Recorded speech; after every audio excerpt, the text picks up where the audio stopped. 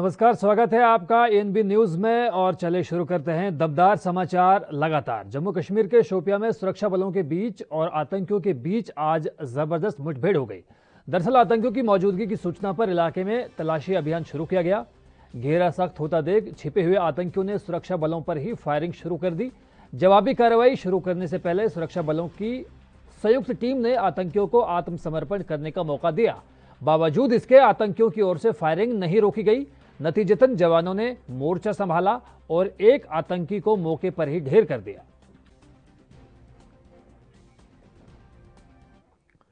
PM Narendra Modi शुक्रवार को यास cyclone से प्रभावित इलाकों का एरियल सर्वे करने पश्चिम बंगाल पहुंचे। यहां उन्होंने एक रिव्यू मीटिंग में हिस्सा लिया, लेकिन इस मीटिंग में पीएम मोदी और राज्यपाल जगदीप धनखड़ को करीब 30 मिनट इंतजार करना पड़ा। सरकारी सूत्रों का दावा है कि पीएम और राज्यपाल ने रिव्यू मीटिंग में शामिल होने के लिए पश्चिम बंगाल के मुख्यमंत्री ममता बनर्जी का 30 मिनट तक इंतजार किया।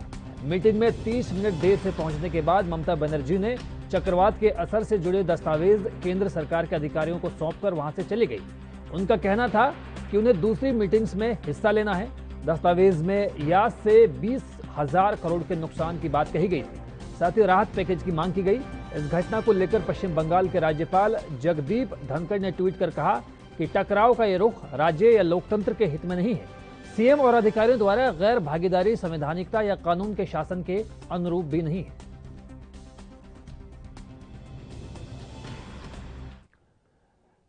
केंद्र सरकार ने चक्रवात यास की वजह से जान गंवाने वालों के परिजनों के लिए 2 लाख और गंभीर रूप से घायलों के लिए 50,000 रुपए के मुआवजे की घोषणा की है। बतौर पीएमओ प्रधानमंत्री नरेंद्र मोदी ने प्रभावित लोगों के साथ एकजुटता जताई है। गौरतलब है कि यास के कारण ओडिशा में 3 जबकि बंगाल में 1 व्यक्ति की मौत हो चुकी है। पीएम नरेंद्र मोदी ने यास तूफान के बाद तटीय इलाकों का जायजा लिया और हालात के मद्देनजर पीड़ित परिवारों के जख्मों पर मरहम लगाने की कोशिश की।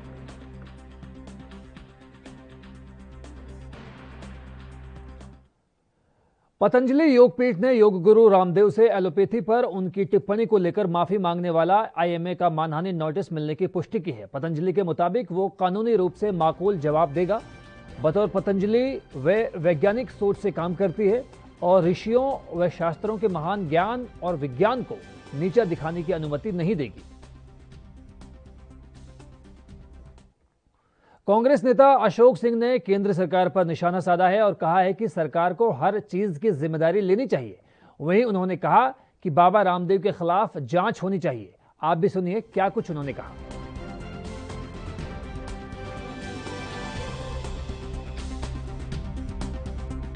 सवाल है कि मोदी सरकार या योगी सरकार की जिम्मेदारी क्या है। आम आदमी को सलाह सही से मिले। नैतिक जिम्मेदारी है स्वास्थ्य विभाग की कि जो भय का वातावरण है उसको निराकरण करे, जिम्मेदारी तय करे और जवाबदेही तय करे। देखिए, निश्चित तौर पर गंभीर विषय है। लाला राम इस तरीके का बयान दे रहे हैं, पूरे देश ने देखा है। कांग्रेस नहीं देख रही है, पूरे देश ने देखा है। क्यों सरकार किसको बचाने का प्रयास सरकार कर रही है। रामदेव खिलाफ जांच होनी चाहिए और कार्रवाई होनी चाहिए। और किन के दबाव में इस तरह के बयान दे रहे हैं रामदेव। लगातार जिस तरीके का संविधान का मजाक बना रहे हैं, कानून का मजाक बना रहे हैं, क्यों नहीं लाला रामदेव खिलाफ कार्रवाई हो रही है। सरकार को, केंद्र सरकार को जवाबदेही देनी चाहिए और बताना चाहिए कि आखिर गिरफ्तारी कब तक हो। नहीं, देखिए, निजता का अधिकार सबको है। निजता के अधिकार पर कोई किसी तरह की टिप्पणी नहीं कर सकता, मगर सवाल वहीं आके ठहर जाता है कि केंद्र सरकार की जिम्मेदारियां हैं। केंद्र सरकार को हिंदुस्तान की आवाम ने जो जनमत दिया है, लोगों की रक्षा करने के लिए, लोगों की सुरक्षा करने के लिए, लोगों को निजता का जो अधिकार है वो सुरक्षित। वहीं उत्तराखंड की धर्म नगरी हरिद्वार में भी यूथ कांग्रेस कार्यकर्ताओं ने प्रदेश अध्यक्ष यूथ कांग्रेस के नेतृत्व में स्वामी रामदेव पर तत्काल कार्रवाई कर गिरफ्तारी करने को लेकर राष्ट्रपति के नाम ज्ञापन सौंपा। यूथ कांग्रेस कार्यकर्ता पतंजलि के गेट पर पहुंचे और विरोध प्रदर्शन किया। इतना ही नहीं, उन्होंने बाबा रामदेव के खिलाफ जमकर नारेबाजी भी की। साल से ज्यादा समय हो गया है। देश में कोरोना की दूसरी वेव इस समय चल रही है। हमारे हजारों मेडिकल स्टाफ के लोग, डॉक्टर्स और नर्सेज जो हैं, वो उनकी मृत्यु हो गई है इस कोरोना के खिलाफ जंग में। परंतु हमारे संवेदनहीन ये रामदेव जो नरेंद्र मोदी जी के एजेंट हैं, ये सफेद झूठ बोल रहे हैं, ये बदनाम करने का काम कर रहे हैं हमारे डॉक्टर्स को, कोरोना योद्धाओं को। और इन्होंने बार बार ऐसे शब्दों का इस्तेमाल किया है जिससे पूरे देश की जनता आहत हुई है। हम मांग करते हैं कि इनको तत्काल माफी मांगनी चाहिए, अन्यथा इनके ऊपर कानूनी कार्रवाई होनी चाहिए और इनको जेल में भेजा जाना चाहिए। देखिए, ये कोरोना का दौर है, इस समय इसलिए हमने युवा कांग्रेस हरिद्वार और सब साथियों ने मिलकर के ये सांकेतिक प्रदर्शन आज रखा है। तो ये इस लड़ाई का अंत नहीं है, ये इस लड़ाई की शुरुआत है और हम चुनौती देना चाहते हैं और हम कहना चाहते हैं कि अगर जल्दी ही इनके ऊपर सख्त से सख्त कार्रवाई नहीं हुई और इन्होंने माफी नहीं मांगी तो बड़ी संख्या में हम लोग एकत्रित होकर युवा कांग्रेस के साथी पुनः यहाँ पर आकर प्रदर्शन करने का दिया है। ये बड़ा ही इर्रिस्पॉन्सिबल स्टेटमेंट है और कहने का मतलब ये है, आज हमारा यूथ कांग्रेस का जो धरना है उसका जो मकसद है वो ये है कि जब कोई व्यक्ति इस जगह पे हो जहां उसके इतने फॉलोअर्स हो और उसकी एक स्टेटमेंट से बहुत सारे लोग प्रभावित हो सकते हैं चाहिए, जिसकी वजह से समाज में एक नेगेटिव मैसेज चला जाए, लोगों का मनोबल टूट जाए। और आज जो डॉक्टर्स जो लड़ाई लड़ रहे हैं, हॉस्पिटल्स में जाके देखिए, इंसान अपने भाई के लिए खड़ा होना मुश्किल है आज की डेट में, परिवार के सदस्य का इलाज कराना इतना मुश्किल है आज की डेट में, लेकिन डॉक्टर्स फिर भी पीपी किट पहन के, बुलेट प्रूफ जैकेट की तरीके से पीपी किट पहन के हाथ में इंजेक्शन और दवाई लेके लोगों का इलाज कर रहे हैं, उनकी जानें बचा रहे हैं। और आप सिर्फ अपने आयुर्वेदिक प्रोडक्ट्स को सुपीरियर ठहराने के लिए डॉक्टर्स को आप नीचा दिखा रहे हैं। दिल्ली पे धरना दिया जा रहा है। ये परचूनिया लाला रामदेव जो कि शिकंडी है, चोर है और महाझूठा है, उसके खिलाफ ये धरना आज जो है युवा कांग्रेस ने रखा है। एक और युवा कांग्रेस जो पूरे देश भर में लोगों को दवाई, ऑक्सीजन, उनको राहत सामग्री देने का काम कर रही है। दूसरी ओर ये लाला रामदेव डॉक्टरों का अपमान कर रहा है, जो फ्रंटलाइन वॉरियर है, जो हमें बचाने का कार्य कर रहे हैं, उनके खिलाफ अपशब्द बोल रहा है सिर्फ अपना बिजनेस चलाने के लिए। लोगों को भ्रमित कर रहा है आयुर्वेद के नाम पे। हम आयुर्वेद के साथ हैं, पर बाबा रामदेव, इसके लाला रामदेव के खिलाफ है। जो ये इसने शिकंड रचा है, जो इसने साजिश रची है इस जनता को गुमराह करने की, जनता को 1-1.5 महीने इस टॉपिक से भटकाने की, ये एक मिलीजुली इनकी साजिश है सरकार की। और वहीं असम के मुख्यमंत्री हेमंत बिस्वा शर्मा ने आज राजधानी गुवाहाटी में डीआरडीओ द्वारा बनाए जा रहे 300 बेड के कोविड केयर सेंटर का मुआयना किया। इस मौके पर उनके साथ तमाम आला अधिकारी भी मौजूद रहे।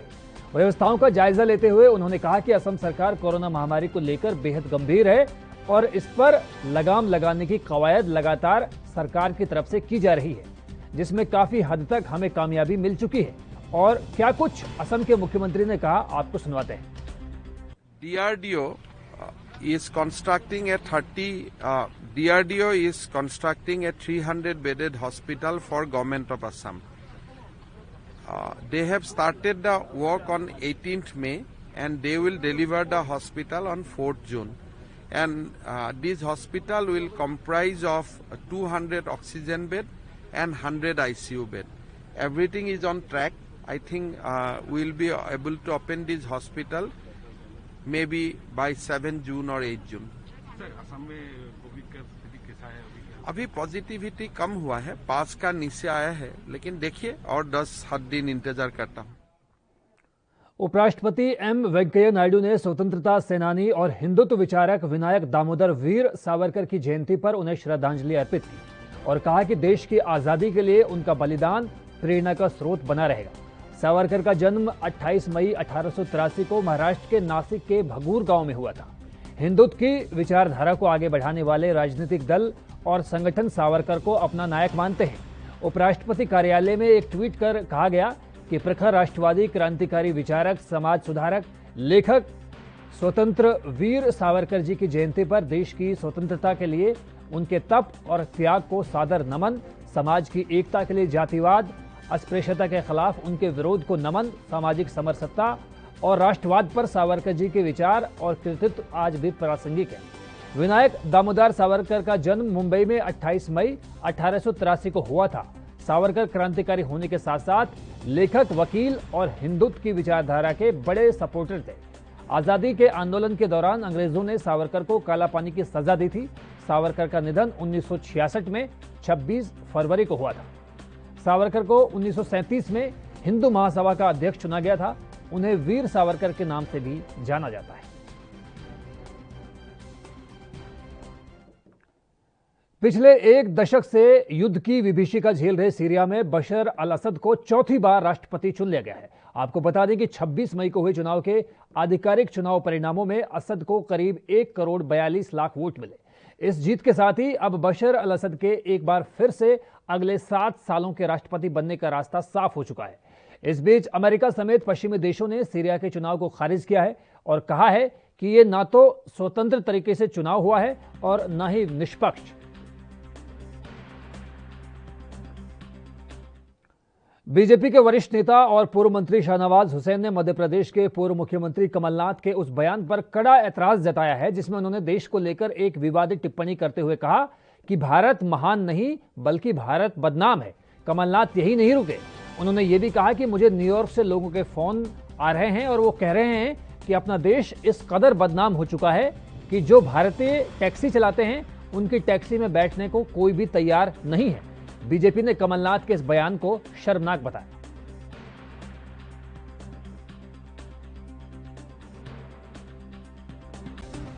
मिस्टर कमलनाथ, आप मर्यादा तोड़ रहे हैं। आप एक राज्य के मुख्यमंत्री रहे और देश को बदनाम कहेंगे, ये किस तरह की भाषा है? ये कांग्रेस के लोग मोदी जी और बीजेपी को बुरा भला कहते हुए अब देश को बदनाम करने लगे, कह रहे हैं कि देश महान नहीं। उत्तराखंड के कैबिनेट मंत्री बिशन सिंह चूफाल का कहना है कि पहाड़ों में कोरोना से फैलने की मुख्य वजह शादियां हैं, क्योंकि सरकार द्वारा जारी की गई गाइडलाइंस के बाद भी 25 की जगह 50 या उससे ज्यादा भी लोग शादियों में जाते रहे, जिससे पहाड़ों में तेजी से कोरोना फैला। उन्होंने कहा कि लोगों ने गांव घरों में शादी विवाह के कार्यक्रमों में मास्क नहीं लगाया, जिससे कोरोना का संक्रमण लगातार बढ़ता रहा और पहाड़ों में हालात बेहद खराब होते गए। पहाड़ों में है डेथ भी काफी हुई वहाँ पे। देखो, पहाड़ में एकमात्र यह था कि शादी ब्याह के कारण, शादी ब्याह में लोगों ने उसको मास्क न लगा के ज्यादा, जहाँ पर उसको जो था 25 की संख्या देने था वहाँ पर 50 तक पहुँच रहे थे। उस कारण से पहाड़ में जो यूपी के डीजी जेल आनंद कुमार ने एक अहम जानकारी देते हुए बताया कि 9 जेलों के 23 कैदियों ने जेल से निकलने से इनकार कर दिया है। जिन कैदियों ने पैरोल पर रिहा होने से इनकार किया है वो जेल में ज्यादा सुरक्षित और स्वस्थ महसूस कर रहे हैं और जेल में रहकर सजा पूरी करना चाहते हैं। इसके लिए बंदियों ने जेल प्रशासन को लिखकर एक पत्र दिया है कि वो पैरोल पर रिहाई नहीं चाहते। जैसा कि आप जानते हैं, जेलों में ओवर क्राउडिंग और ये कोरोना की महामारी को देखते हुए माननीय सर्वोच्च न्यायालय द्वारा कारागार के जो 7 साल तक की सजा वाले जो विचाराधीन बंदी और निर्दोष बंदी थे उनको अंतरिम पैरोल और जमानत पर रिहा करने के निर्देश दिए थे, जिसके अनुक्रम में हाई पावर कमेटी का गठन हुआ था। हाई पावर कमेटी के निर्देशानुसार इस कारागार से 700 लगभग 750 विचाराधीन बंदियों को मुक्त किया जा चुका है अंतरिम जमानत पे, और 54 जो निर्दोष बंदी थे उनको अंतरिम पैरोल पे छोड़ा जा चुका है। 4 बंदी ऐसे भी हैं इस कारागार में जिन्होंने पैरोल पे जाने से इनकार कर दिया है। जैसा कि हमने उनसे पूछताछ की, उनसे बात। बेंगलुरु में एक महिला के साथ कथित तौर पर बदसलूकी करने और उसे दुष्कर्म करने के मामले में 5 अवैध बांग्लादेशियों को यहां से गिरफ्तार किया गया है। घटना का एक वीडियो भी वायरल हुआ है। बेंगलुरु पुलिस ने एक विज्ञप्ति में कहा कि वीडियो क्लिप के आधार पर एक महिला समेत 5 आरोपियों को तत्काल खोजा गया और बेंगलुरु शहर पुलिस ने उन्हें दबोच लिया। वीडियो में लोग महिला से दुष्कर्म करते और उसका उत्पीड़न करते हुए दिखाई दे रहे हैं। फिलहाल पीड़िता पड़ोस के एक राज्य में है और पुलिस दल उसका पता लगाने की कोशिश कर रही है।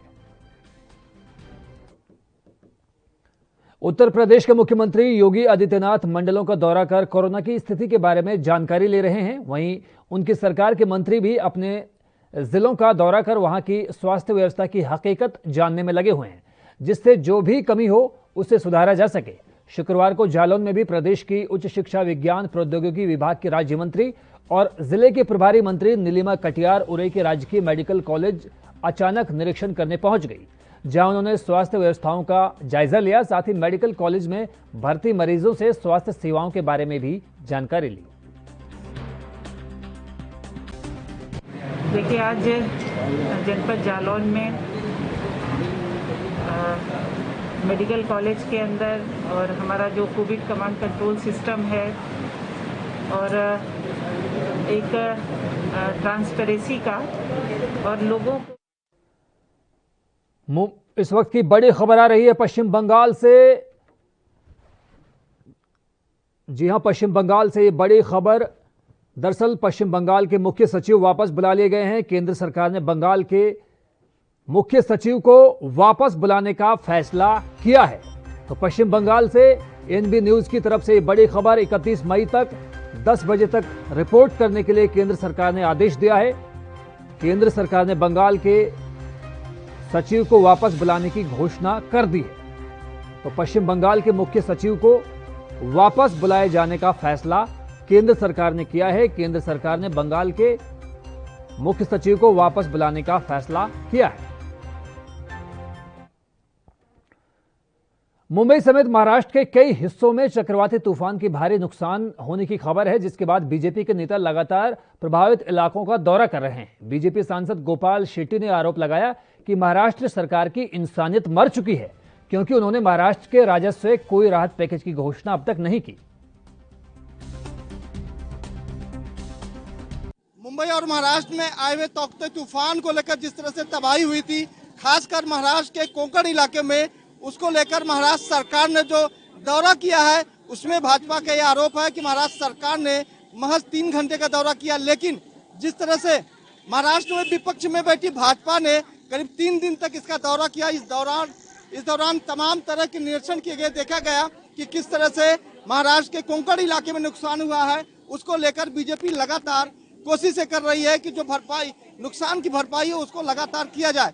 उसको लेकर आप देख सकते हैं कि तस्वीरें आपके सामने हैं कि भाजपा द्वारा खासकर उत्तर मुंबई द्वारा 3 ट्रक सामान भरकर कोंकण इलाके में भेजा जा रहा है, जो रायगढ़ और सिंधुदुर्ग के लिए खास करके है कि क्योंकि जिस तरह से तबाही का मंजर देखा गया महाराष्ट्र के रायगढ़ और सिंधुदुर्ग में ही देखा गया था, उसको लेकर भाजपा लगातार सेवा का मदद कर रही है। हालांकि ये भी बताया जाए कि जिस तरह से महाराष्ट्र सरकार ने यह घोषणा की थी 265 करोड़ रुपए जो आर्थिक स्थिति के लिए है, लेकिन भाजपा के आरोप है कि यह जो घोषणा है वो केंद्र सरकार द्वारा दी गई जो आपत्ति काल की जो आर्थिक मदद है उसके लिए महाराष्ट्र सरकार ने अपने राजस्व से खाली नहीं किया है, जिसको लेकर भाजपा लगातार आक्रामक। फिलहाल इस पूरे मामले को लेकर यहाँ के स्थानीय नेता गणेश खड़कर जी से बात करेंगे कि किस तरह की आर्थिक मदद और जो तमाम चीजों की मदद जो है कोंकण के लिए दी जा रही है।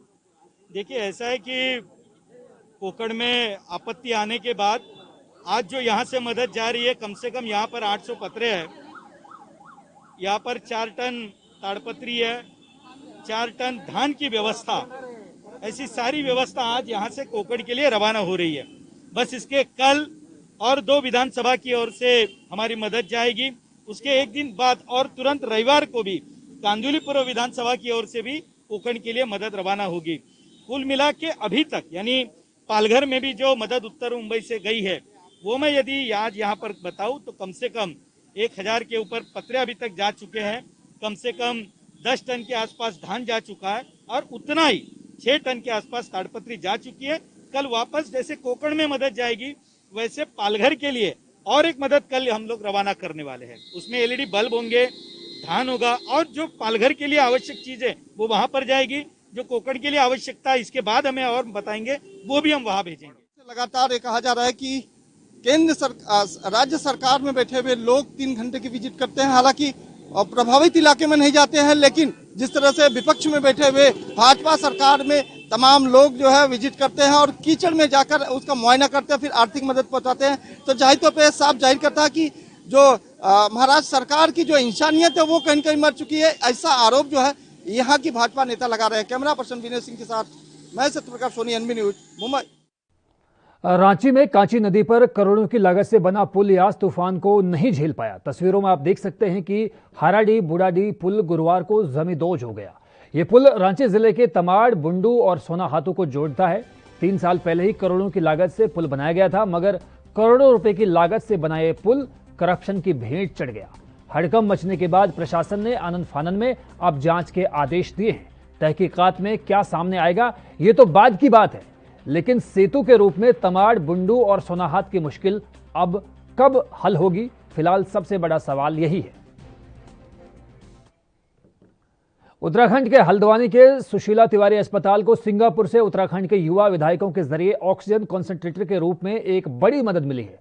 सुशीला तिवारी हॉस्पिटल में आज नैनीताल विधायक संजीव आर्य और सितारगंज विधायक सौरभ बहुगुणा ने हॉस्पिटल के प्रबंधन को 8 ऑक्सीजन कॉन्सेंट्रेटर और 200 ऑक्सीमीटर भेंट किए।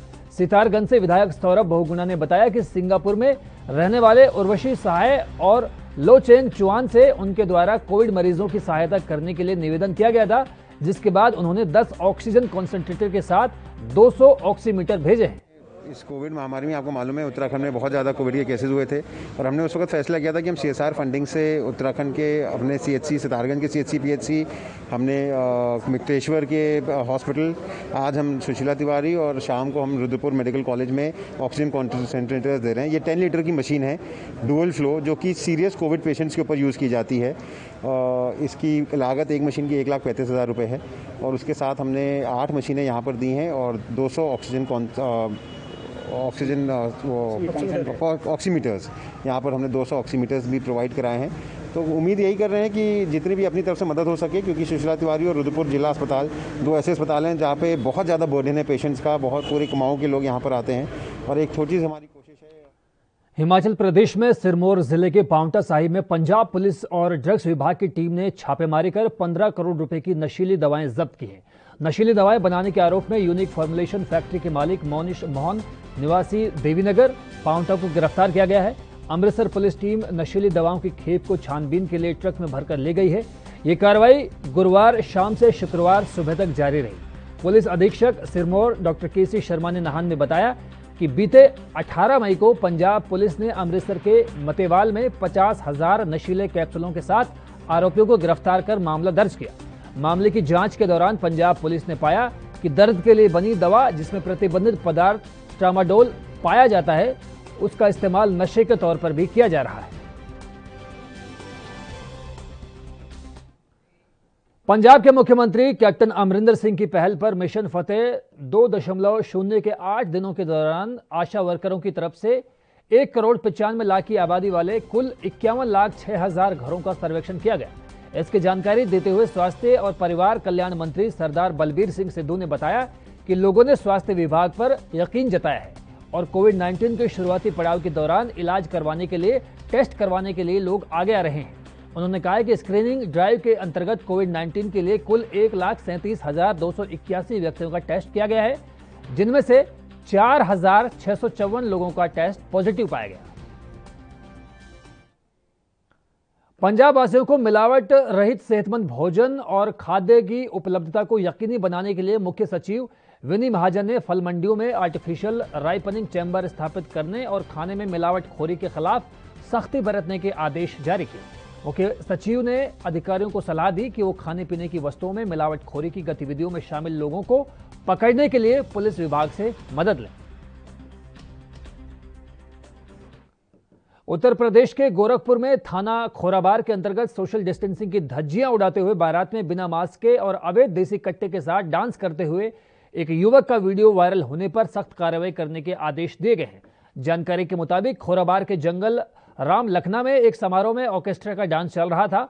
वहां एक महिला नर्तकी डांस कर रही थी। उसी दौरान कुछ युवक पहुंचे और डांस करने लगे। यही नहीं, एक युवक हाथ में तमंचा लहराते हुए डांस करने लगा। डांस के दौरान किसी युवक ने भी ना तो मास्क लगाया हुआ था और ना ही सोशल डिस्टेंसिंग का पालन किया गया था। 26/5/2021 को एक सोशल मीडिया पर वीडियो वायरल हुआ, जिसमें एक व्यक्ति कट्टा लहराते हुए दिखाई दे रहा था। उस व्यक्ति को आइडेंटिफाई कर लिया गया, विजय राजभर नाम है उसका, वो जंगल राम लखना के निवासी है। इस संदर्भ में प्रभारी निरीक्षक खोराबार एवं चौकी प्रभारी रामनगर करजहां को लगाया गया इस काम में, जो उक्त व्यक्ति की गिरफ्तारी के बाद आगे की वैधानिक कार्रवाई। महामारी की दूसरी लहर के बीच पुलिस के साथ कंधे से कंधा मिलाकर काम करने वाले SDRF के जवानों ने पिथौरागढ़ के एक रिमोट गांव में 7 किलोमीटर का सफर तय कर एक कोरोना संक्रमित बुजुर्ग को एम्बुलेंस तक पहुंचाया। इसके बाद एम्बुलेंस मुनस्यारी के अस्पताल को रवाना हुई। PPE किट पहन बुजुर्ग के कंधे में लाने के फोटो वीडियो इंटरनेट मीडिया में काफी वायरल हुए। SDRF टीम के काम को सराहा जा रहा है। मिलम से आगे बुई गांव में 82 वर्षीय बुजुर्ग गोपाल सिंह समेत अन्य लोगों का कुछ दिन पहले स्वास्थ्य विभाग की टीम द्वारा जांच किया गई थी। कोरोना पॉजिटिव आने पर गोपाल सिंह को गांव में ही आइसोलेट किया गया। बुजुर्ग दंपति झोपड़ी में अकेले रहते थे। इस बीच गुरुवार को अचानक गोपाल सिंह की तबीयत बिगड़ गई, जिसके बाद ये सूचना SDRF तक पहुंची और सब इंस्पेक्टर मनोहर कन्याल टीम के साथ बुई के लिए रवाना हो गए। पंजाब में मानसा के झुनीर कस्बे की पंचायत ने झुनीर और आसपास के गांव के लोगों को कोरोना महामारी से बचाने के लिए आइसोलेशन सेंटर बनाया है। कोरोना मरीजों के लिए 30 बेड और 5 ऑक्सीजन कॉन्सेंट्रेटर भी हैं। यहां कोरोना मरीजों को ऑक्सीजन और चिकित्सा सुविधाएं निःशुल्क मुहैया करवाई जा रही हैं।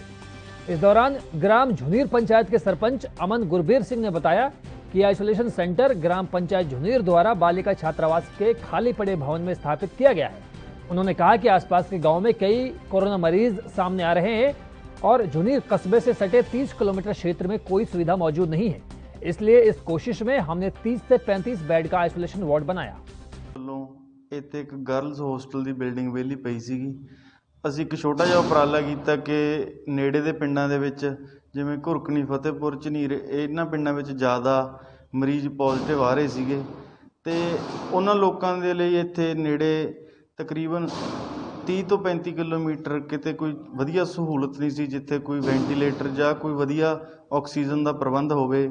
ਕੋਈ ਪ੍ਰਾਈਵੇਟ ਹਸਪੀਟਲ ਵੀ ਨਹੀਂ ਕੋਈ ਜ਼ਿਆਦਾ ਵਧੀਆ ਸੀਗੇ।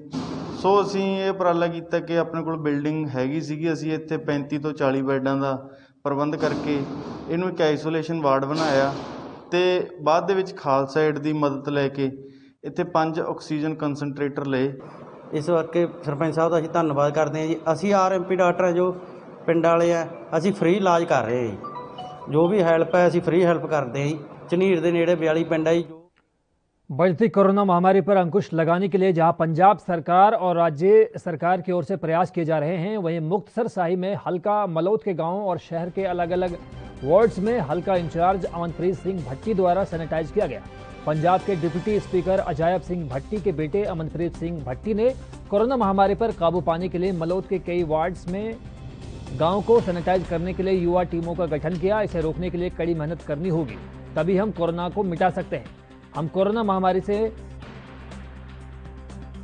मरेंगे नहीं, इसलिए हमें पहले अपनी जान की हिफाजत करनी होगी और कोरोना को मिटाने। देखो, कोरोना महामारी जी पिछले साल तो शुरू हुई है, जो कि पिछले कुछ समा थोड़ी ठल पई सी, बट सैकेंड वेव दे विच आके सारे हिंदुस्तान दे विच इन्हें बहुत बुरी तरह जिहड़े पैर पसार लए ने, जिहदा सरकारां ने वो आपदे आपदे सिस्टम दे नाल लोकां नूं समझा के जिहड़ा हैगा गा हल कीता जा रहा। असीं भी आपदे तौर ते जिहड़ा हैगा आपदी कंस्टीट्यूएंसी दे विच एक छोटा जिहा उपराला शुरू कीता। सारे हलके दे सारे पिंडां नूं, शहर दे सारे वार्डां नूं सैनिटाइज करन दा।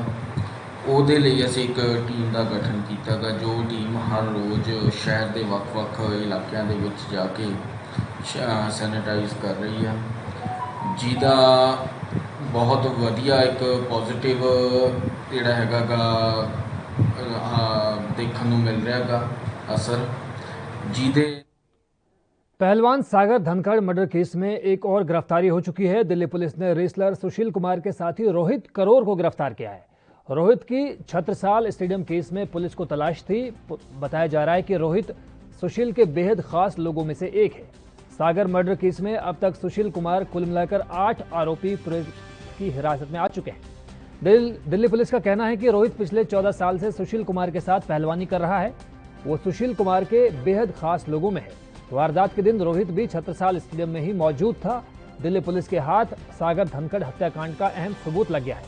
एक वीडियो भी मिला है जिसमें सुशील कुमार हाथ में हॉकी लेकर सागर और उसके दोस्तों की पिटाई करते हुए देखे जा रहे हैं। गुरुवार को पुलिस ने सुशील कुमार से पूछताछ के दौरान जब उन्हें ये वीडियो दिखाया तो सुशील कुमार सन्न रह गया। बताया जा रहा है कि सुशील कुमार को अंदाजा भी नहीं था कि वारदात के दौरान बनाया गया वीडियो पुलिस के हाथ लग चुका है। सुशील कुमार तो वीडियो में साफ तौर पर नजर आ रहा है। जमीन पर गिरा शख्स जिसे सुशील कुमार पीटते हुए दिखाई दे रहे हैं, वो सागर धनखड़ हैं, जिसने इस पिटाई के बाद अस्पताल में दम तोड़ दिया।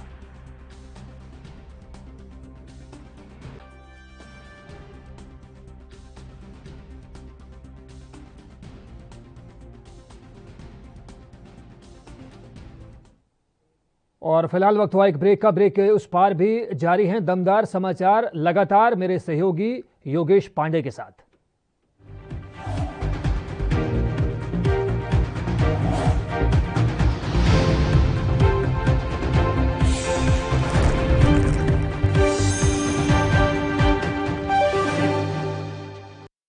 जयंत नामा अवसर पर विराजमान कोरोना की स्थिति दिल्ली में काफी बेकाबू।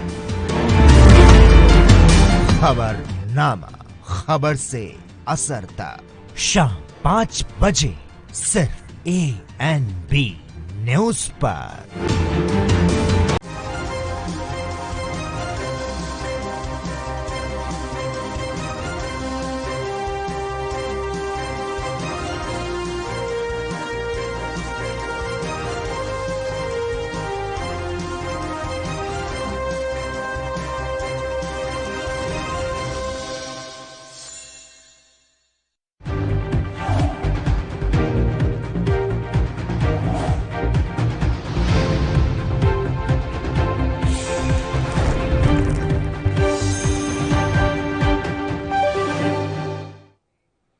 ब्रेक के बाद स्वागत है। दमदार समाचार लगातार में आगे बढ़ेंगे। उत्तर प्रदेश के मुरादाबाद में आज पीएसी की 9वीं बटालियन में पुलिस के 150 जवानों को 6 महीने का स्पेशल प्रोटेक्शन फोर्स का प्रशिक्षण पूरा करने के बाद आज पीएसी 9वीं बटालियन के सेनानायक अशोक कुमार सिंह ने परेड की सलामी लेने के बाद शपथ ग्रहण कराकर मुरादाबाद, अमरोहा और हापुड़ जनपद के लिए रवाना किया। इस मौके पर अशोक कुमार सिंह ने बताया कि इन सभी 150 जवानों को कोविड-19 के चलते सभी नियमों का पालन करते हुए प्रशिक्षण पूरा कराया गया है और खास तौर से प्रशिक्षण के दौरान इन सभी 150 स्पेशल प्रोटेक्शन फोर्स के जवानों के अंदर वह संस्कार डाले गए हैं जिनकी आज हमें और समाज को जरूरत है। प्रशिक्षण के दौरान सभी जवानों को योगा कराया गया, काढ़ा पिलाया गया और इसके साथ ही कोरोना वायरस से बचने के जितने भी जरूरी उपाय थे वह सब उनसे कराए गए। 2021 में हमें संभल जनपद के द्वारा कुल 100 रिक्रूट आरक्षी प्राप्त हुए थे, जिनकी लगातार 6 महीने की ट्रेनिंग के बाद आज ये 28 तारीख को पीओपी के द्वारा पास आउट घोषित किए गए। ये सारे के सारे परीक्षार्थी सब पास आउट घोषित किए गए हैं। इस बीच में इन्होंने अलग अलग विषयों की शारीरिक प्रशिक्षण की ट्रेनिंग ली और साथ साथ पंचायत चुनाव और अन्य होली और अन्य त्योहारों में जो लॉ एंड ऑर्डर ड्यूटी होती है उसका भी प्रशिक्षण लिया। आज ये सभी परीक्षार्थी घोषित हुए हैं, सफल घोषित हुए हैं। मैं इनको शुभकामनाएं का पालन करना, जो आदेश दिए जाएंगे उनका निर्वहन करना और जनता की सेवा करनी है और आगे बढ़ना है। जी। तो उधर कर्नाटक के येल्लापुर तालुक के एक ग्राम पंचायत मवीना माने ने सोशल डिस्टेंसिंग और लॉकडाउन नियमों को पालन कर कोरोना संकट से निपटने का जबरदस्त उदाहरण दिया है। दरअसल कुछ दिन पहले ही जिस पंचायत में कोरोना संक्रमितों के 100 से अधिक मामले थे वह अब कोविड से मुक्त हो गई है। वहीं इस सफलता से प्रभावित होकर जिला प्रभारी मंत्री शिवराम हेब्बार ने व्यक्तिगत रूप से पंचायत का दौरा किया और अधिकारियों को बधाई भी दी। उन्होंने कहा कि पश्चिमी घाटों में बसे सुदूर गांव ने दिखाया कि कैसे सामाजिक दूरी का पालन और एक दूसरे की मदद करने से महामारी को दूर रखा जा सकता है। तो वहीं राजस्थान के भरतपुर से बीजेपी सांसद रंजीता कोली पर देर रात बदमाशों ने हमला कर दिया। बता दें कि बीजेपी सांसद एक सामुदायिक स्वास्थ्य केंद्र का निरीक्षण करके अपने घर लौट रही थी और रास्ते में धरसोनी गांव के पास कुछ बदमाशों ने उनकी गाड़ी पर हमला बोल दिया, जिसके बाद उन्हें प्राथमिक उपचार के लिए जिला अस्पताल ले जाया गया और इसके बाद सांसद सर्किट हाउस पहुंच गई। गौरतलब है कि बीजेपी सांसद ने कुछ दिन पहले ही कोरोना के आंकड़े छुपाने को लेकर राज्य सरकार को कटघरे में खड़ा किया था और घटना के बारे में सांसद की टीम की तरफ से बताया गया कि हमला इतना भयावह था कि सांसद महोदया अचेत होकर बेहोश हो गई। पुलिस से संपर्क किया गया परंतु पुलिस को घटनास्थल तक पहुंचने में लगभग 45 मिनट लग गए। सांसद की टीम ने आरोप लगाया कि भरतपुर डीएम को लगातार फोन करने के बाद भी उनकी तरफ से फोन नहीं उठाया गया। हम लोगों का एक दौरा था रोगबाज वृंदावन होते हुए हम लोग RVM हॉस्पिटल का भी हमने दौरा किया था। उसके बाद हम लोगों ने खाना खा के वैर का भी करना था तो हम लोग वहाँ जा रहे थे। रात को 11 साढ़े 11 बज रहे होंगे और वहाँ मैं तो थोड़ी आंखें भी लग गई थी मेरी। एकदम से कुछ लोग आए थे गाड़ी, यानी कि मेरे भाई बता रहे थे और उन्होंने के एकदम से मेरी गाड़ी पे हमला किया और हमले के दौरान गाड़ी को। उत्तर प्रदेश के मैनपुरी में एक खूनी खेल का वीडियो सोशल मीडिया पर जमकर वायरल हो रहा है और वीडियो में दोनों पक्षों में लाठी डंडों से मारपीट हो रही है। 5 लोग घायल हो गए हैं और वहीं एक की इलाज के दौरान मौत भी हो गई है। फिलहाल पुलिस ने इस मामले में केस दर्ज कर मामले की जांच शुरू कर दी है। कल रात लगभग 9 बजे मद्दापुर खास से सूचना आई कि 2 पक्षों में आपस में लड़ाई हो गई कई लोग चोटिल हैं। इस सूचना पे पुलिस गई तो वहाँ पे दोनों पक्षों के लोग चोटिल थे। एक पक्ष राजेंद्र सिंह है, दूसरा पक्ष अशोक सिंह है। राजेंद्र पक्ष के प्रदीप चोटिल थे, अशोक पक्ष के सौरभ तथा राकेश सिंह चोटिल थे। इन लोगों को पीएचसी पे ले जाया गया, फिर यहाँ से रिफर किया गया जिला अस्पताल। जिला अस्पताल से ये लोग सैफई रिफर हो गए, जहाँ पे ट्रीटमेंट के दौरान राकेश सिंह की मृत्यु हो गई और प्रदीप का इलाज चल रहा है। उत्तर प्रदेश के जनपद मैनपुरी में एक खूनी खेल का सोशल मीडिया पर वीडियो वायरल हो रहा है। जो वीडियो थाना बेवर क्षेत्र का बतलाया जा रहा है, जिसमें जमीनी विवाद को लेकर दो पक्ष आपस में भिड़ गए। ईंट पत्थर लाठी डंडे चले, जिसमें दोनों पक्ष के 5 लोग गंभीर रूप से घायल हो गए। सूचना पर पहुंची पुलिस ने घायलों को जिला अस्पताल भर्ती कराया, जहां पर गंभीर हालत को देखते हुए डॉक्टरों ने घायलों को पीजीआई सैफई रेफर किया, जहां पर उपचार के दौरान एक व्यक्ति की मौत हो गई। वहीं मृतक के परिजनों से तहरीर मुकदमा पंजीकृत कर पुलिस आरोपी को गिरफ्तार करने की कह रही है। मैनपुरी से Rajinikanth Tiwari, ANB news Mainpuri. UP के मिर्जापुर में हर घर नल जल योजना के तहत पेयजल उपलब्ध कराने के लिए जरगो बांध से पानी लिए जाने के विरोध में किसानों ने बैठक बुलाई। जानकारी के अनुसार हर जल नल योजना के तहत जरगो बांध से पानी लिए जाने का विरोध प्रदर्शन किसानों द्वारा किया गया है और किसानों की यह मांग है कि जब तक जरगो बांध में अतिरिक्त पानी कहीं से नहीं आ जाता है तब तक पानी नहीं लेने देंगे। जरगो से पानी लेकर के पेयजल की योजना को चालू करने की बात हो रही है। इसी का विरोध है कि ये बांध जरगो बांध है, एक कमांड एरिया की सिंचाई भी नहीं हो पाती है रबी और खरीफ की, तो इसमें अगर पेयजल के लिए पानी लेंगे तो सिंचाई व्यवस्था भी बाधित होने लगेगी। इसी के संदर्भ में विरोध है और काम रोकने के लिए पूरा शास्त्री जी के नेतृत्व में बैठक। यूपी के झांसी बबीना 4 लेन मार्ग के चौड़ीकरण को लेकर झांसी जिलाधिकारी आंद्रा वामसी ने विकास भवन सभागार में बैठक का आयोजन किया और जिसमें उन्होंने कार्य को हर हाल में 10 जून तक पूरा करने के निर्देश भी दिए। बता दें कि झांसी बबीना 4 लेन मार्ग के निर्माण की समीक्षा करते हुए जिलाधिकारी ने कहा कि 3 जनवरी 2017 को यह कार्य स्वीकृत किया गया था और कार्य की कल कुल लंबाई 11 किलोमीटर है। झांसी सागर हाईवे तक मार्ग लगभग पूर्ण है, लेकिन 3.5 किलोमीटर का कार्य अभी भी बाकी हुआ है और जिस कारण आवागमन में असुविधा होती है। उन्होंने उक्त कार्य में बाधक जल निगम और विद्युत विभाग को फटकार लगाते हुए कहा कि आपके शिथिल पर्यवेक्षण के कारण कार्य लंबित पड़ा हुआ है और जिलाधिकारी ने दोनों विभागों के अधिकारियों से आग्रह करते हुए कहा कि जल्द कार्य पूरा करें, जिससे समस्त कार्य 10 जून तक पूरा हो सके। जनपद झांसी में बबीना से लेके जेलतराह झांसी तक जो 11 किलोमीटर की जो चौड़ीकरण चल रहा है उसमें 3.5 किलोमीटर की काम अभी भी अवशेष है, जिसमें वन विभाग की तरफ से पेड़ कटान और उसके साथ साथ जो इलेक्ट्रिसिटी पोल की जो शिफ्टिंग है कैंटोनमेंट एरिया पे और साथ में जो बचा हुआ है सड़क का चौड़ीकरण है इसको तेजी से जून 10 तारीख करने के लिए जून 10 तारीख तक पूरी करने के लिए निर्देश दिया गया है। और इस रास्ते में 2 कलवर्ट्स हैं, जिसमें आधा काम एक कलवर्ट पे हो गया है और एक कलवर्ट पे काम होना बाकी है और 1-2 एनक्रोचमेंट भी हटाना बाकी है। जिसमें एमपी के उज्जैन के बिरला ग्राम पुलिस ने बीसीआई स्टॉक कॉलोनी के क्वार्टर्स में स्थानीय उद्योग के स्थायी श्रमिक को एक महिला के साथ रंगे हाथों पकड़ा, जिसके बाद श्रमिक की पत्नी सहित परिजनों ने महिला पुरुष की जमकर धुनाई कर दी और जानकारी के मुताबिक पति की करतूत की खबर पत्नी को लगी, तब महिला ने अपने परिजनों के साथ मिलकर पति और महिला को पकड़ा। वहीं घटना की सूचना मिलते ही पुलिस ने दोनों महिला पुरुष को गिरफ्तार कर लिया है।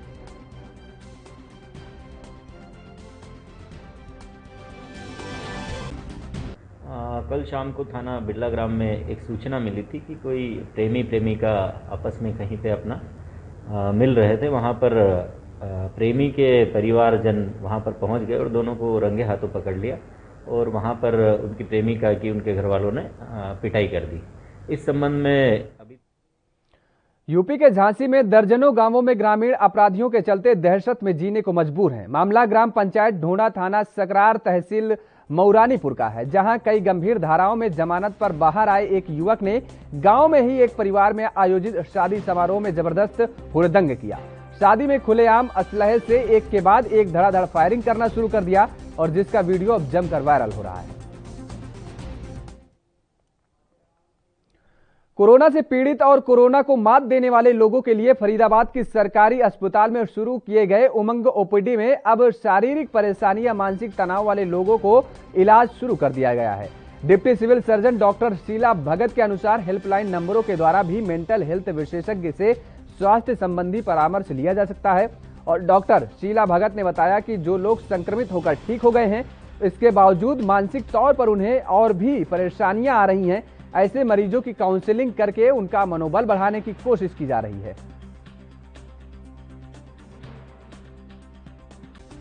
ये कोरोना का दूसरा फेज चल रहा है और इसमें ऐसा है कि लोगों में इतना भय का माहौल है कि इस बार जो कोरोना हुआ तो बहुत ही मतलब ट्रेजेडी टाइप की हो भी रही है, तो लोग इतने डरे हुए हैं कि उनको काउंसलिंग की सख्त ज़रूरत है। घर में एक होम आइसोलेशन में रहते हैं पॉजिटिव केसेस, तो उनमें बहुत स्ट्रेस, एंजाइटी और मानसिक तनाव में रह रहे हैं कि पता नहीं क्या होगा, आज सही है कल क्या होने वाला है। तो उनको हमारे एक उमंग ओपीडी।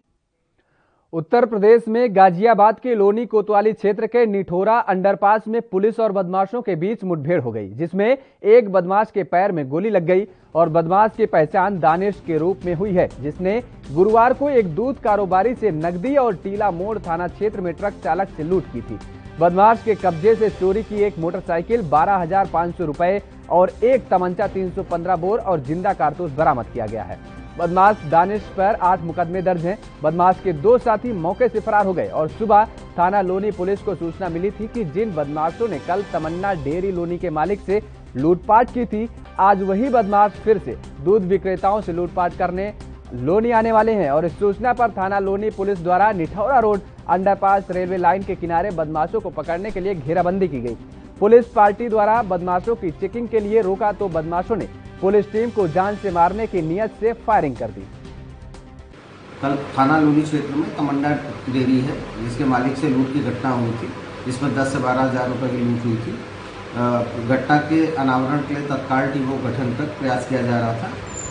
आज सुबह भी इसी क्रम में चेकिंग कराई जा रही थी, तभी एक इनपुट मिला जिन्होंने कल तमन्ना डेयरी के मालिक के साथ लूट घटना की है। ईदगाह रोड पर जो डेयरी है उसके मालिक के साथ भी लूट घटना करने के लिए वो आ रहे हैं। तत्काल हमारी टीम को निठौरा रोड पर चेकिंग लगाया गया। चेकिंग के दौरान अंडरपास के पास से एक मोटरसाइकिल पे 3 लोग आते हुए दिखे। पुलिस ने रोकने का इशारा किया, वो रुके नहीं, उल्टा पुलिस पर फायर कर दिया। पुलिस ने भी जवाबी फायर। पंजाब में चोरों के हौसले दिन ब दिन बुलंद होते जा रहे हैं। चोर दिन दहाड़े चोरी की घटनाओं को अंजाम देने से पीछे नहीं हट रहे हैं। दरअसल पटियाला के नीला भवन के पास 2 गाड़ियों में चोरों ने लूट की वारदात को अंजाम दिया और गाड़ी से 5 लाख की नकदी और 2 रिवॉल्वर लेकर रफ्फू-चक्कर हो गए। वहीं मौके पर पहुंची थाना सिविल लाइन पुलिस सीसीटीवी कैमरे की मदद से पूरे मामले की जांच में जुट गई है। जबकि दूसरी तरफ थाना Civil Lines incharge GS Bhandari ने बताया कि हम इस पूरे मामले की जांच कर रहे हैं, जल्द ही आरोपियों को गिरफ्तार कर लिया जाएगा। मैडम ਨੂੰ ਡਾਕਟਰ ਨੀਤਾ ਗੋਇਲ ਕੋਲੇ ਅਮਰ ਹਸਪੀਟਲ ਦਿਖਾਉਣ ਆਇਆ ਸੀਗਾ ਜੀ। ਉਹਨਾਂ ਨੇ 2:30 ਵਜੇ ਦਾ ਟਾਈਮ ਦਿੱਤਾ ਸੀਗਾ।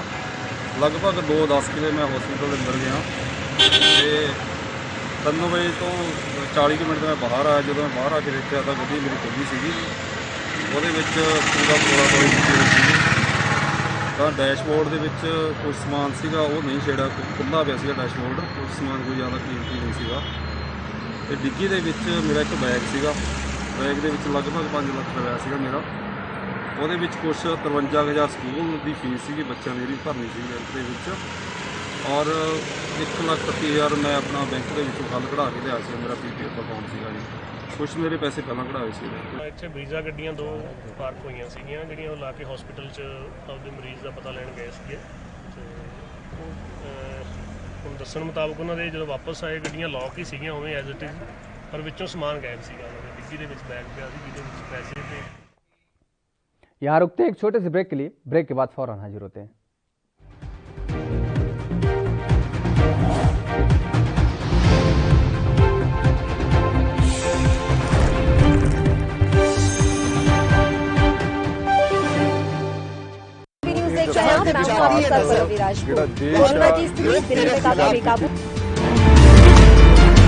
खबरनामा, खबर से असर तक।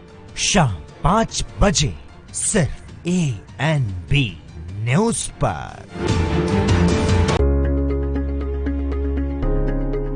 तेज बुखार, खांसी, जुकाम व गले में खराश जैसे लक्षण दिखते ही कोरोना की जांच करानी चाहिए।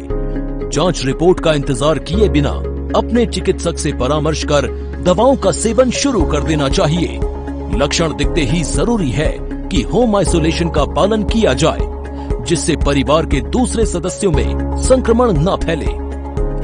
घर में भी मास्क पहने, हाथों को साबुन या सैनिटाइजर से साफ रखें और 2 गज की दूरी का पालन करें। कोविड बीमारी में 99% of the time disease mild होती है और सारे 99% पेशेंट जो हैं रिकवर कर जाते हैं। 1% ही ऐसे पेशेंट हैं जिसमें डिजीज सीवियरिटी बढ़ती है और ऑक्सीजन की जरूरत पड़ती है। और ये ऑक्सीजन की जरूरत जो है, जब ऑक्सीजन सैचुरेशन का कट ऑफ 94% से नीचे हो जाता है तब ऑक्सीजन की हमें जरूरत पड़ती है। जब तक हमारा अस्पताल में एडमिशन नहीं होता है हम अपना ऑक्सीजन का स्तर बढ़ा सकते हैं। अगर हम प्रोन यानी कि पेट के बल लेट जाते हैं और सांस लेते हैं गहरी गहरी, तो ऐसे में ऑक्सीजन का स्तर 3 से 4% बढ़ जाता है और जितनी बार आप ऐसी प्रक्रिया करते हैं वो यूजफुल होती है। घबराने की नहीं है बात, सरकार खड़ी है साथ। राष्ट्र धर्म रात 8 बजे सिर्फ ANB न्यूज पर।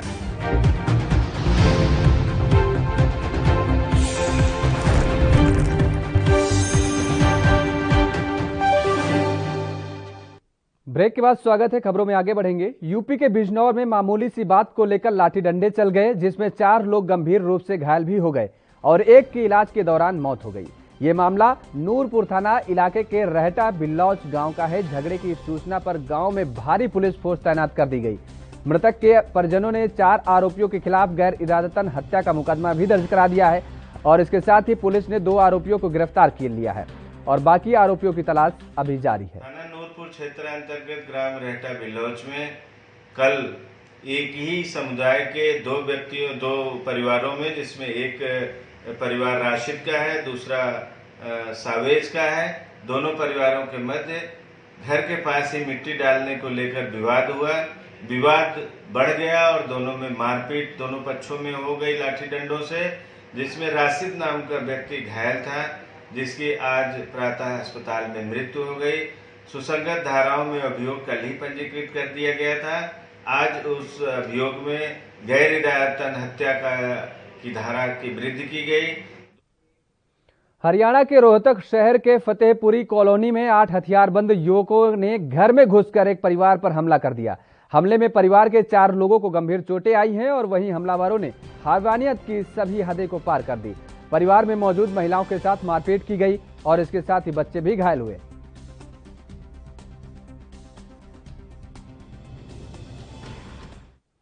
तौकते तूफान के बाद यास तूफान ने देश के कई राज्यों में तबाही मचाई।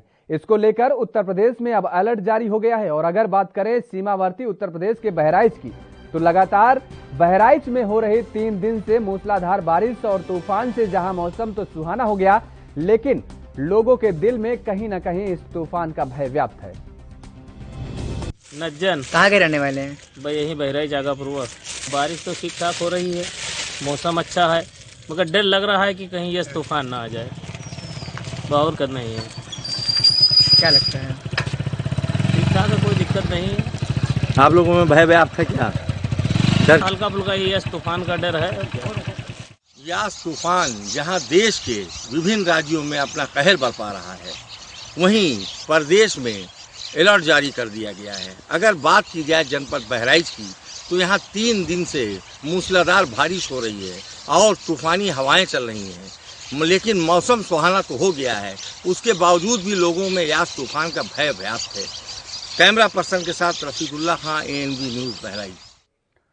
तो हरियाणा के बल्लभगढ़ मुख्य बाजार में कोरोना जांच मुहिम चलाई गई है। आज स्वास्थ्य विभाग के साथ स्थानीय पुलिस ने भी उन तमाम लोगों की जांच कराई जो रोजाना जनसंपर्क में आने का काम ज्यादा करते हैं।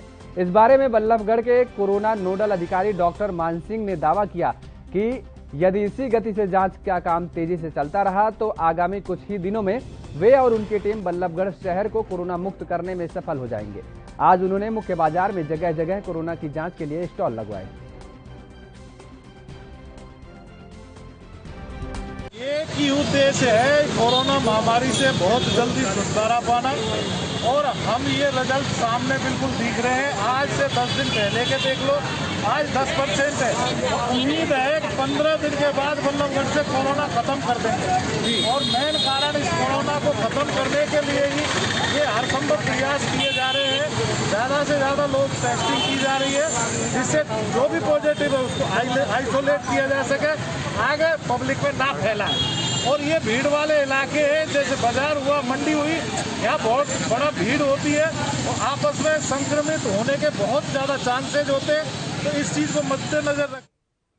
उत्तर प्रदेश में कोरोना वायरस केस में गिरावट दर्ज की गई है। प्रदेश में 2402 केस सामने आए हैं, जिसके बाद कुल एक्टिव केस की संख्या 52,244 हो गई है। वहीं पिछले 24 घंटे में प्रदेश में 3.58 लाख टेस्ट हुए हैं और लगातार हो रहे कोरोना टेस्ट की वजह से ही वायरस के आंकड़ों पर लगाम लग रही है। यहां अब तक 4.84 करोड़ टेस्ट हो चुके हैं और नए आंकड़ों के अनुसार प्रदेश के 2 जिलों में कोई कोरोना के मामले सामने नहीं आए हैं। वहीं मथुरा में भी कोरोना की रफ्तार थमती दिखाई दे रही है। पिछले 2-3 दिन से लगभग 19 से लेकर 20 तक कोरोना संक्रमित पॉजिटिव मिल रहे हैं। मथुरा जनपद में जिस तरह कोरोना वायरस अपने पैर पसार रहे थे, उस तरह अब मथुरा जनपद में कोरोना के केस कम निकलते हुए नजर आ रहे हैं। जिस तरह स्वास्थ्य विभाग और प्रशासन के द्वारा जो व्यवस्था की गई थी, उसको देखते हुए आज मथुरा जनपद के लिए बहुत राहत बड़ी खबर है, क्योंकि अब कोरोना ने यहाँ केस आना कम हो गए हैं, जिसको लेकर प्रशासन ने भी राहत की सांस ली है। क्योंकि जिस तरह मथुरा जनपद में एक साथ कोरोना ने जो रफ्तार लगाई थी, उस पर प्रशासन ने काबू पा लिया है और अब कोरोना केसों की संख्या बहुत नामात्र के करीब मथुरा जनपद में रह गई है। जिस तरह स्वास्थ्य विभाग के द्वारा यहाँ सभी जांचें कराई गई थी, सभी स्वास्थ्य केंद्रों पर जिस तरह जो व्यवस्था की गई थी, जिस तरह उत्तर प्रदेश के मुख्यमंत्री योगी आदित्यनाथ के द्वारा जो आदेश किया गया था, उसका पालन करते हुए मथुरा प्रशासन उसमें कामयाब हो चुका है और अब मथुरा जनपद में कोरोना की रफ्तार धीमे होती नजर आ रही है। मथुरा से रिंकू शर्मा, ANB न्यूज। अभिनेत्री ट्विंकल खन्ना ने शुक्रवार को इंस्टाग्राम पर एक सेल्फी शेयर की, जिसमें उनकी और अभिनेता अक्षय कुमार की बेटी नितारा ने उन्हें मजेदार मेक ओवर दिया है। कैप्शन में ट्विंकल ने लिखा है, एक और दिन और एक और मेक ओवर, स्पष्ट रूप से मैं सजा की भूखी हूं और मेकअप आर्टिस्ट के तौर पर इस बच्ची का कोई भविष्य नहीं है। आपको बता दें कि अक्षय कुमार और ट्विंकल खन्ना की बेटी नितारा आए दिन इस तरह की अजीबोगरीब कारनामों को फिल्मी गॉसिप्स में छाई रहती हैं।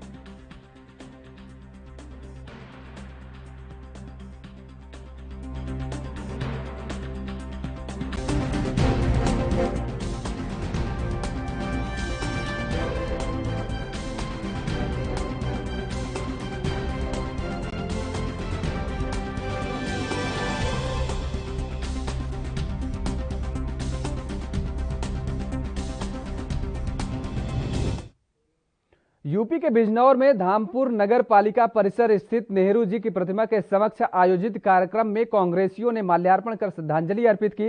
प्रदेश युवा उपाध्यक्ष आदित्य सिंह ने कहा कि आजाद भारत के सामने अनेक चुनौतियां थी। देश को शिक्षा, सुरक्षा, रोजगार, आधारभूत संरचना और कृषि, उद्योग, सामाजिक उत्थान यानी सभी क्षेत्रों में संरक्षण चाहिए था। पंडित नेहरू ने देश के सभी समस्याओं को एक अवसर में तब्दील किया और आज जो भारत हम देख रहे हैं उसकी बुनियाद भी रखी। उनकी पुण्यतिथि पर भारत निर्माण में भागीदारी निभाने की प्रतिबद्धता को हम दोहराते हैं। यूपी के मुरादाबाद जनपद के दिल्ली रोड थाना पाकबड़ा इलाके के बासी ग्राम पंचायत बगड़पुर ऐसी ग्राम पंचायत है जो मुरादाबाद मंडल मुख्यालय से मात्र 15 किलोमीटर की दूरी पर बसी है। नेशनल हाईवे के किनारे बसी इस ग्राम पंचायत में रहस्यमयी बीमारी का ऐसा प्रकोप पड़ा, लगभग आधा दर्जन से अधिक ग्रामीण मौत के मुंह में चले गए। ग्रामीणों की मौत को लेकर प्रशासन द्वारा इस गांव की सुध ली गई और इस गांव में सैनिटाइजर का छिड़काव भी कराया गया। उनकी तबीयत खराब हुई थी, दिल में उनके दर्द हुआ था, उसी से उनकी मौत हुई।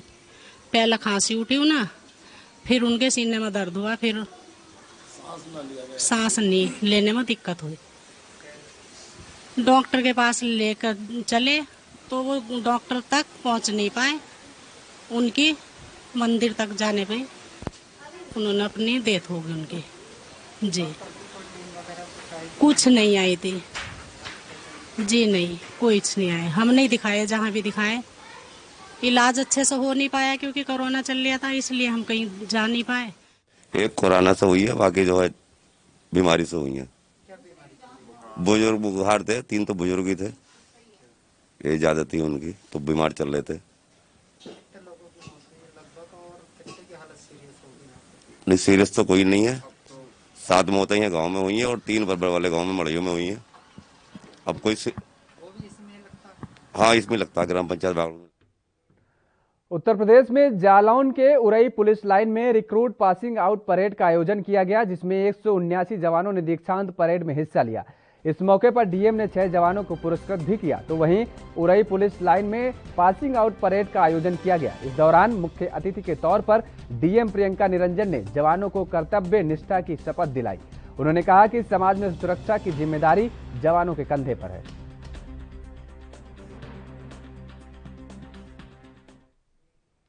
दमदार समाचार लगातार में फिलहाल इतना ही। खबरों के लिए आप लगातार बने रहिए एएनबी न्यूज के साथ।